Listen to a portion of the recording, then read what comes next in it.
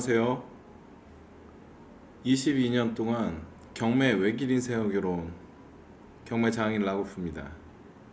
자, 오늘은 제가 공매로 낙찰을 받았던 사건에 대해서 여러분에게 공매와 관련됐고 수리에 인테리어에 관련된 영상을 좀 만들어 보려고 합니다.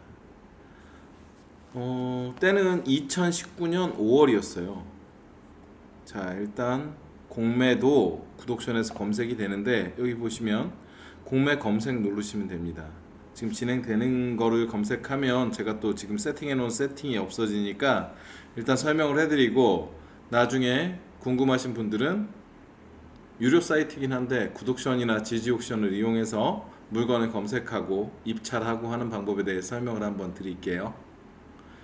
자, 물건부터 보겠습니다. 2019년에 눈이 좀 잘못됐나 싶을 정도로 금액이 현저히 유찰이 돼서 특수물건인가 하던 공매 물건이 하나 있었어요. 경매와 다르게 공매는 관리번호라고 합니다. 물건 번호가 아니라 2018-05073-001. 이 물건이 진행이 되고 있는데 도화동 6-90 201호 사무주택 지하가 아닌데 감정이 5,500만 원이었는데 유찰이 거듭되는 거예요. 한 2,200만 원대부터 보고 있었는데 보시면 알겠지만 일주일에 한 번씩 저감이 되고 있어요. 10%씩. 그래서 1650일 때까지도 사실 고민을 좀 했어요. 받을까 말까. 여기에 보시면 알겠지만 건물은 9평 정도 되고 땅이 한 6평 정도 돼요. 인천에서 지금 다가구나 다세대의 주택을 지을 건부지를 한 평당 500만 원 밑으로 살 수가 없어요. 이 당시 때도 그랬어요. 건물을 많이 짓고 있던 때라 그냥 땅값으로만 계산해도 3천만 원은 충분히 넘겠다 라고 생각을 하고 물건을 보고 있었는데, 감정평가서를 한번 볼까요? 어떻게 나눠서 감정이 됐는지. 감정평가사들이 귀찮으면 거의 반반 해놔요. 시세 조사를 하고 여기 보시면 5,500만원 건물분과 토지를, 여기도 정확하게 반씩 나눠놨네요. 토지 2,750, 건물 2,750 이렇게 나눠놨는데 유찰이 거듭돼서 사실은 땅을 사실 필요가 별로 없어요. 이런 물건이 굉장히 많기 때문에 건물의 부속 토지로 가지고 있는 게 도시지역에서는 여러분이 땅을 사는 요령이라고 생각하시면 됩니다. 예전에 이렇게 해서 돈을 엄청나게 많이 벌었던 분도 아주 최측근에 한 분 계셨는데 나중에 기회 될 때 한번 얘기를 할게요. 자, 이 상태에서 입찰을 안 할 수가 없겠죠. 물건 분석을 해 봐야 되는데 보다 보니 전입 세대가 없어요.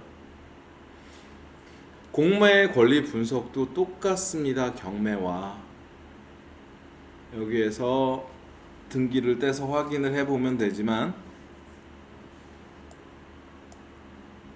등기가 이렇게 첨부가 되어 있어요.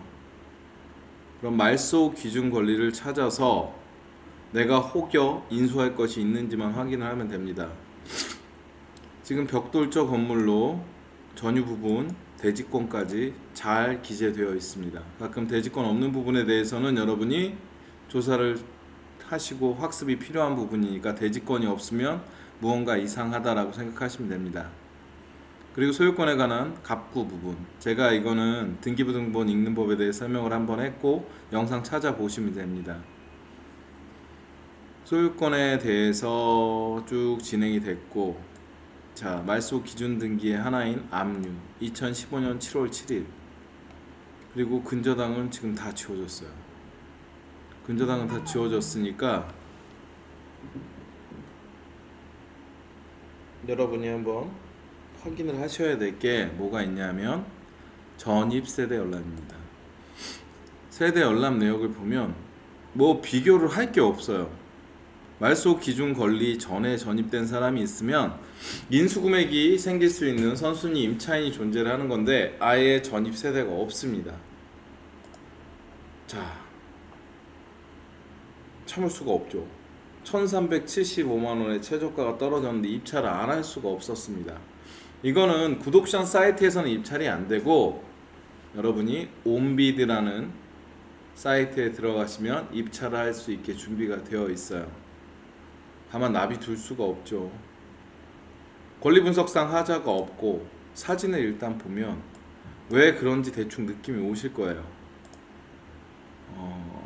벽돌 건물 우울하죠. 많이 괴롭습니다. 자, 이렇게 되면 두 번째로 해야 될 일, 입찰을 결정했어요. 땅으로라도 나는 이 물건을 낙찰받아서 가지고 가겠다라는 결심이 섰기 때문에 그러면 최고 최선의 투자를 하기 위해서 임장도 당연히 가야 되고 이 물건을 어떻게 유지하고 갈 것인지에 대해서도 고민을 좀 해야 됩니다. 그래서 임장을 가서 확인을 다 했습니다. 그리고 경매랑 공매의 가장 큰 차이점은 인도 명령 제도에 있어요. 빨리 거주하고 있는 사람을 내보낼 수 있는 강력한 수단인 인도 명령 제도가 안타깝게도 여러분들이 지금 보고 계시는 공매 사건에서는 불가능합니다. 그러면 이거는 명도를 위해서 가장 기초적으로 수반이 돼야 되는 게 명도 소송이에요. 명도 소송에 대해서도 나중에 여러분이 소장을 쓰고 명도 소송을 어떻게 진행하는지 대해서 알려드릴 겁니다. 제가 하고 있는 강의에서는 전부 다 다루는 내용이고 소장을 직접 쓰고 판결을 받아오는 것까지 가르치기 때문에 그런 부분은 나중에 공부하시면 되고, 이 물건에 대해서 사실 워낙 낙찰을 싸게 받을 생각이기 때문에 사실 누군가 점유하고 있어도 크게 걱정할 필요는 없습니다. 공짜로 사기에는 안 해줘요. 법원에서도 부당이득 반환 청구소를 명도 소송 청구 취지로 같이 진행을 하기 때문에 누군가 살고 있어도 사실 크게 문제될 필요는 없습니다. 문제는 안 되는데 명도를 빨리 하고 싶은지 내가 점유를 누가 하고 있는지에서 확인을 하러 들어갔는데 사람이 안 사는 걸로 판단을 했습니다. 뒤에 다세대 주택을 다 돌아가 보시면 사진이 있으려나 모르겠네요. 여기 보이네요. 여기 보이시면 가스 계량기들이 붙어 있는 곳이에요. 이 부분에 가서 가스가 공급이 되고 있는지 체크를 먼저 하시고 전기 계량기를 찾으셔서 전기가 공급이 되고 있는지 지침이 돌아가고 있는지에 대해서 먼저 판단을 하셔야 됩니다. 그런데 계량기가 전기는 철거가 돼 있었고 이 안에 내부에 들어가면 계량기가 호실별로 되어 있어요. 워낙 오래된 건물이긴 하지만, 그리고 가스도 이미 끊겨 있었습니다. 봉인이 되어 있었어요. 사람이 살지 않는다고 판단을 했고, 이런 경우에는 조금 편법적인 명도를 하게 됩니다. 물론 그냥 하는 건 아니에요. 굉장히 조심해야 될 부분이기 때문에 이런 유튜브 방송에서 제가 얘기를 해도 될지 모르겠으나 사실은 FM적인 명도를 하지 않고 AM적인 명도를 하게 됩니다. 그 부분은 제가 명도를 하는 과정에서 다시 설명을 드릴 거고, 자, 저는 그냥 둘 수 없다라는 판단을 했어요. 무조건 내가 가져야 되겠다. 진인사대천명이라고 하죠. 온비드를 통해서 2019년 5월 13일부터 2019년 5월 15일 17시 안에만 입찰을 하면 돼요. 이거는 경매와 또 다른 부분이에요. 경매는 기일 입찰이라고 해서 정해진 날짜에 정해진 시간에 가서 입찰을 해야 됩니다. 법원에서. 근데 공매는 인터넷으로 입찰이 가능하고 인터넷으로만 입찰을 해요. 그리고 기간 입찰이라고 해서 여기 보시면 알겠지만 이틀 이상 시간을 주고 그 안에만 입찰표를 집어넣으면 되는 시스템이에요. 그리고 입찰 마감이 되면 개찰은 보통 다음날 합니다. 오전에. 입찰 결과는 낙찰이 됐습니다. 세상에 1,500만원짜리 지하도 아니고 수리만 잘하면 사용이 가능하고 임대를 놓을 수 있는 주택을 준다는데, 그것도 여기가 무슨 강원도나 완전 깡촌에 있는 게 아니에요. 인천광역시에 있습니다. 굉장히 중요한 인천광역시고, 여기가 사실은 재개발을 진행하던데요. 그러면 입찰을 하기 위해서 어떻게 해야 되느냐, 시세 조사도 당연히 해야 되고 기존에 낙찰됐던 내역에 대해서도 조사를 해봐야 됩니다. 자, 그러면 어떻게 검색을 하느냐, 검색하는 방법을 알려드릴게요. 종합검색에서 매각 전부, 그리고 인천 미추홀구 도하동, 건물 명칭 사무주택, 그리고 정렬 방법은 매각기일 내림차순으로 하고 이렇게 검색 버튼을 누르시면 이렇게 쭉 내려옵니다. 그러면 제가 공매 물건을 입찰했던 2019년 5월 기준으로 봅니다. 2019년 5월 이 밑으로 매각이 됐던 걸 볼 수 있어요. 경매로.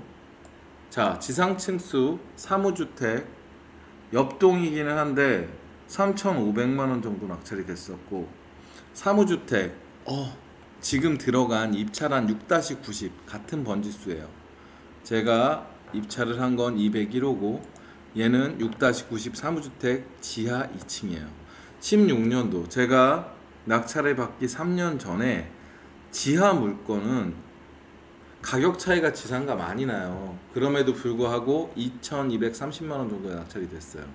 6-91 옆에 옆동이에요.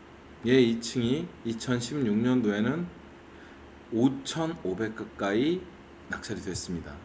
그리고 6-88 옆동이에요. 얘는 3,300만원. 15년도에 3,000만원. 지하 1,639만 9천. 15년도에 3,000만원. 13년도에 3,130만원. 04년도에 3,235만원. 시간을 굉장히 거슬러 봐도 제가 낙찰받은 금액보다 싸게 받은 케이스는 없어요. 그리고 이후에 받은 케이스는 옆에 동이 3,100만원, 지상 1층이에요. 그리고 3층은 이때 재개발을 한다고 한참 바람이 다시 불 때예요. 여긴 재개발을 검색을 해보시면 네이버에 도화 23구역 이렇게 검색을 하시거나 도화 23동 재개발 이렇게 하시면, 예전에 한신공영이 들어와서 거의 건물을 지으려고 준비를 하다가 망가진대요. 그리고 다시 2023년 11월에 재개발 붐이 조금 가라앉으면서 지금 낙찰이 됐던 게 옆에 동인데, 여기는 사람이 안 사는 데예요. 전체 건물에 세입자를 넣을 수 없는 상태입니다. 사진에 보시면 아시겠지만 제가 낙찰받은 동이 여기고, 여기 제가 지금 이따가 인테리어 한 거 보시면 알겠지만 여기에 제가 방부목으로 목공 작업을 좀 해놨어요. 너무 보기 싫어서. 이 맞은편 건물인데 이 동은 단 한 세대도 사람이 살지 않아요.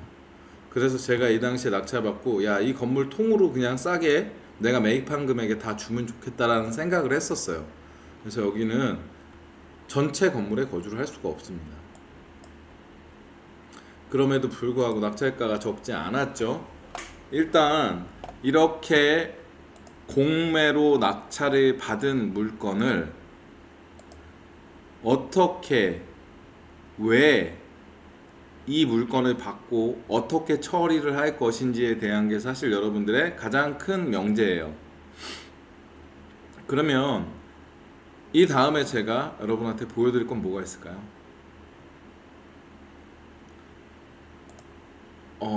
집 상태 좀 이따 사진으로 보실 텐데 정말 엄청났어요. 이제 명도 얘기까지만 하고, 여러분 명도 얘기까지만 하고 그 다음에 제가 다음 영상에서는 이 건물을 정말 다 뜯어서 새로 짓다시피 한 영상을 다시 보여드릴 겁니다. 명도를 어떻게 했냐면요, 사람이 안 산다고 저는 거의 확신을 했기 때문에 이 뒤쪽으로 들어가면, 이 양쪽 뒤쪽으로 들어가면 뒷문이 보입니다. 뒷문에 이사를 갔는지 안 갔는지 짐이 있는지를 체크하기 위해서 이 건물의 내부를 확인을 했습니다. 뒤에 들어가서 사다리를 이용해서 사람이 살고 있는지 없는지에 대해서 확인을 했고, 사람이 살지 않고 짐이 하나도 없다는 걸 확인을 한 후에 이 문은 개문을 했습니다. 뭐 개문에 대해서는 여러분 제가 영상을 지금 찍을 수는 없는데, 개문도 사실 어렵지는 않습니다. 막 망치로 때려 부수는 건 아니고요. 뭐 그렇게 해도 상관없는데 문은 어차피 교체를 할 거기 때문에 해서 제가 1,500만 원으로 무엇을 할 수 있는지 여러분한테 한번 보여드렸고, 이 다음 영상에서는 이 물건이 정말 쓰레기처럼 사람이 살 수 없을 것 같은 건물을 어떻게 변신시키는지에 대해서 영상을 찍어서 다시 알려드리겠습니다. 자, 영상 재밌으셨거나 도움이 많이 되셨다고 생각하는 분은 구독과 좋아요 눌러주시고 우리는 다음 영상에서 뵙겠습니다. 구독과 좋아요, 알림 설정은 사랑입니다.